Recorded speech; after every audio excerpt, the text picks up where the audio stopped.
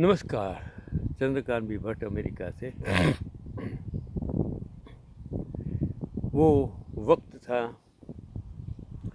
जब महात्मा लोग, साधु संत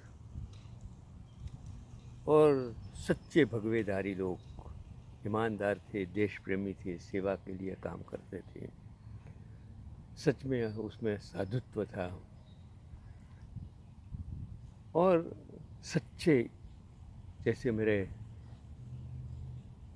ग्रैंडफादर के बहनों और मेरा वड़ ससुर पूजालाल सोमेश्वर भट्ट जो पूर्णानंद स्वामी बने थे, वकालत छोड़ दी बिकॉज ऑफ अंग्रेज़ों की वजह से उसको साधु बनना पड़ा। लेकिन साधु बनने के बाद वो कभी घर पर नहीं आए और उसका अंतिम संस्कार भी वहाँ हिमालय में हुआ, ऐसा मुझे पता है। वो सच्चे देशभक्त थे। ऐसा ही एक महान सपूत विवेकानंद जिसकी मैं बात करता हूँ, उसका नाम नरेंद्र। वो नाम नरेंद्र होने से सब कोई विवेकानंद नहीं बन सकते हैं। विवेकानंद का कभी कोई विकल्प नहीं हो सकता है। हर संत महात्मा जो उस जमाने में थे, उसका कोई जलाराम, उसका कहीं भी आप मंदिर नहीं देखेंगे जो लोग काम करना चाहते, सेवा करना। अभी तो सरदार पटेल का स्टेडियम का नाम भी बदल दिया, अपने नाम कर दिया, और स्टैच्यू बनाने से आप उसको श्रद्धांजलि देते हैं, उसका नाम दुनिया भर में प्रचलित करते हैं। ऐसा हो नहीं सकता है। स्टैच्यू तो होता ही है, लेकिन उसके नाम कुछ काम कीजिए। उसने जो किया ऐसा करेंगे तो उसका मतलब है। चलो मैं बात करता हूँ। विवेकानंद अमेरिका जाते थे तो रामकृष्ण की तो उस टाइम मृत्यु हो गई थी, और रामकृष्ण की पत्नी शारदा से ये आज्ञा मांगने के लिए गए कि उसने कहा कि मैं प्रदेश चाहता हूँ, खबर ले जाना चाहता हूँ धर्म की, सत्य की। सोचिए, मुझे आशीर्वाद दे कि मैं सफल हो। वो रामकृष्ण की पत्नी का कितना सम्मान करते थे, अपने गुरु की पत्नी का। वो समझिए, हर कोई ऐसे इंसान नहीं होते हैं। और फिर वो प्रचार किसके लिए करते, धर्म के लिए और सत्य के लिए। आज जो प्रचार करने पूरे दुनिया में घूमते हैं, गुजरातियों को इकट्ठा पैसा देकर खरीद कर इकट्ठा करते हैं और वाहवाही करते हैं, ऐसा उस ज़माने में विवेकानंद कभी करते नहीं थे। वो सत्य के लिए, धर्म के लिए पूरे अमेरिका आते थे। और शारदा तो ग्रामीण स्त्री थी, उसने ही दुनिया को बताया गीता का महत्व। खाली एक, सब धर्म के लोग कहते देखो मेरी पुस्तक देखो, ऊपर है ऊपर है ऊपर है, लेकिन एक बंदे ने नीचे की गीता को खींचकर सब गिर गई किताबें और कहा कि देखो सब धर्म के पाया के नीचे वो गीता है। वो बताने वाले थे विवेकानंद, और दुनिया में उसने बता दिया कि धर्म क्या होता है। टैलेंट्स, बुद्धि, ज्ञान, कितनी छोटी सी उम्र में वो एक्सपायर्ड हो गए, नाम छोड़े। वो कभी उसने सत्ता के पीछे, धर्म, पैसे के लिए उसने कुछ नहीं किया। देश के लिए किया, सत्य के लिए किया, धर्म के लिए किया। आज सब अधर्मी हो गए हैं, झूठ बोलते हैं, हर रोज़ नए नए कपड़े पहन के, हर रोज़ कपड़े बदल के झूठ पर झूठ पिरसते हैं और दुनिया में देश को बदनाम कर रहे हैं। लेकिन प्रजा उसके जिम्मेदार हैं। आज मैं जब भी सत्य बोलने की कोशिश करता हूँ, प्रजा उसको समझने के लिए तैयार नहीं, क्योंकि प्रजा इस जो समझती नहीं है, उसकी वजह से 600 साल मुगल ने राज किया, 200 साल अंग्रेज ने, और आज वो सत्ता में, संसद में बैठे हैं, उसमें 50% क्रिमिनल्स हैं। उसकी वजह से यही है कि लोग समझते नहीं हैं कि अच्छे इंसान क्या होते हैं, उसको परख नहीं, वो जवेरी नहीं है। और जब तक वो हम जवेरी नहीं बनेंगे तो देश की लोकशाही कभी भी बच सकती नहीं है, ऐसा मेरा मानना है। चलो आगे। वो शारदा तो एक ग्रामीण स्त्री थी। मैं रामकृष्ण की पत्नी की बात करता हूँ। वे उससे आशीर्वाद लेने गए। उन्होंने सोचा भी न था कि शारदा आशीर्वाद देने में भी सोच विचार करेगी। एक ग्रामीण सी विचार करेगी, ऐसा कभी विवेकानंद ने सोचा नहीं था। उसने विवेकानंद को नीचे से ऊपर तक देखा। वह अपने चौके में खाना बनाती थी। फिर बोली, सोच कर बताऊँगी। एक ग्रामीण से उसको बोलते हैं कि मैं सोच कर आपको आशीर्वाद देना कि नहीं देना वो बताऊंगी। विवेकानंद ने कहा, सिर्फ आशीर्वाद मांगने आया हूँ, शुभाशीष चाहता हूँ, तुम्हारी मंगल कामना कि मैं जाऊँ और सफल हो, वो मांगने आया हूँ। उसने फिर उन्हें गौर से देखा और उसने कहा, ठीक है, सोच कर कहूँगी। फिर उसने कहा, सोच कर कहूँगी। तो विवेकानंद तो खड़े रह गए अवाक। उसने सोचा कि ये क्या हो रहा है।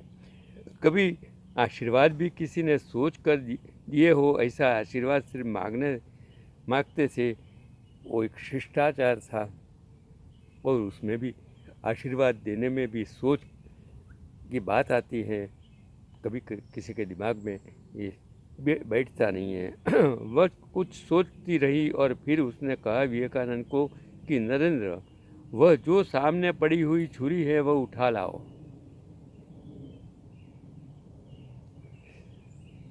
नरेंद्र, वो जो सामने पड़ी हुई छुरी है उसको उठा लाओ। सामने पड़ी हुई छुरी विवेकानंद उठा लाए और शारदा के हाथ में दी।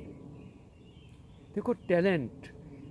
आप पढ़े लिखे हैं, पीएचडी है, डॉक्टर हैं, आपके पास सत्ताएं, आप बड़ा प्रधान हो, आप गवर्नर हो, आप राष्ट्रपति हो, वो टैलेंट नहीं होती है।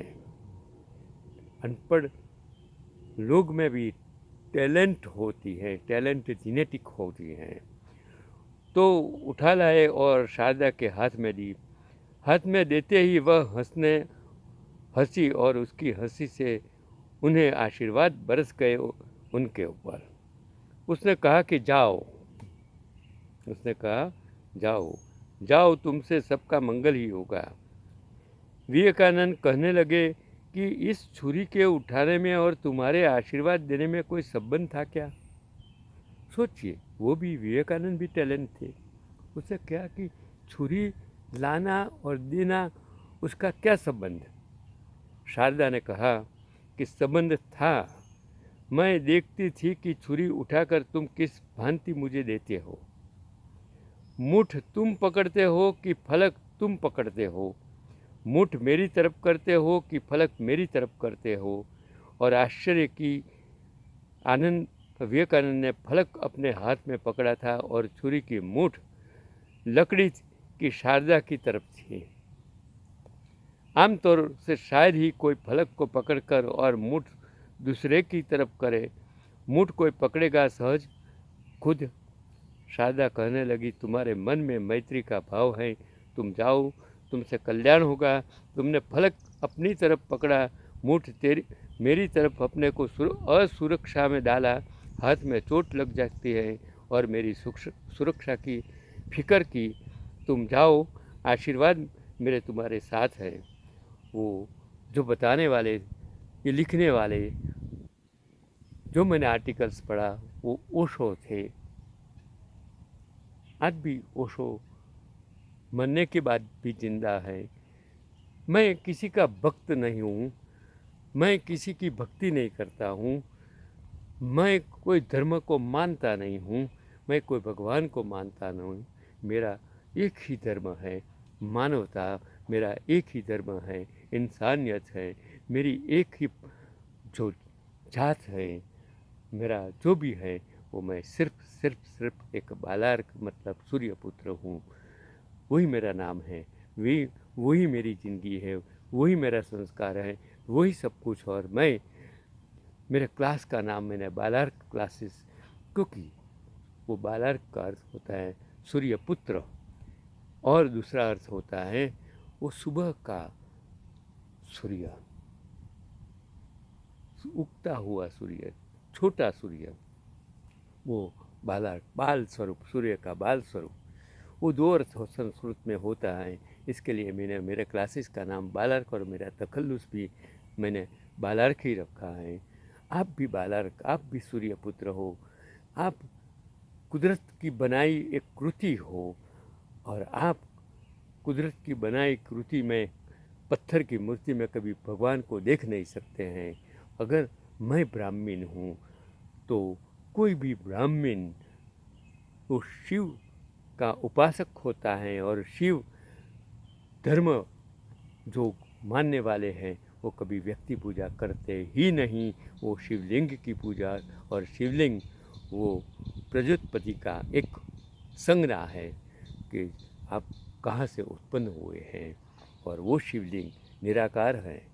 इसके लिए शंकराचार्य ने आप सबको सिखाया कि आप हिंदू धर्म हो, आप सनातन धर्म में मानते हो तो शिव की पूजा करिए, शिवलिंग की पूजा कीजिए।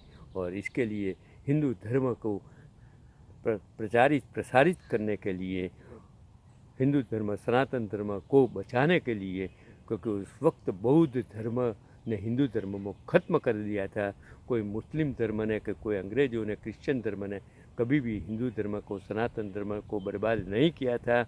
हिंदू धर्म अपने आप बर्बाद हो गया वो बौद्ध धर्म की वजह से। और उसको बचाने के लिए शंकराचार्य ने 4 मठ, लेकिन वो 4 मठ की में से कोई दुनिया में आगे नहीं आए, उस धर्म कोई ने प्रचार नहीं किया। नहीं तो आज हमें इस देश को बचाने की, हिंदुत्व की बात करने की, क्योंकि हिंदू का मर्थ हम समझते ही हैं। जो पवित्र है वो शुद्ध है, जिसका विचार पवित्र है, जिसका मन शुद्ध है, वो ही हिंदू हो सकते हैं। और जो हिंदुस्तान में जन्मा था वो हिंदू है।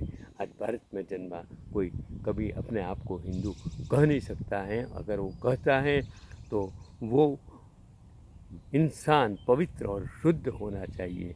क्या ऐसा कोई इंसान आपको मिले तो मुझे बता देना। चंद्रकांत भाई भट्ट, अमेरिका से।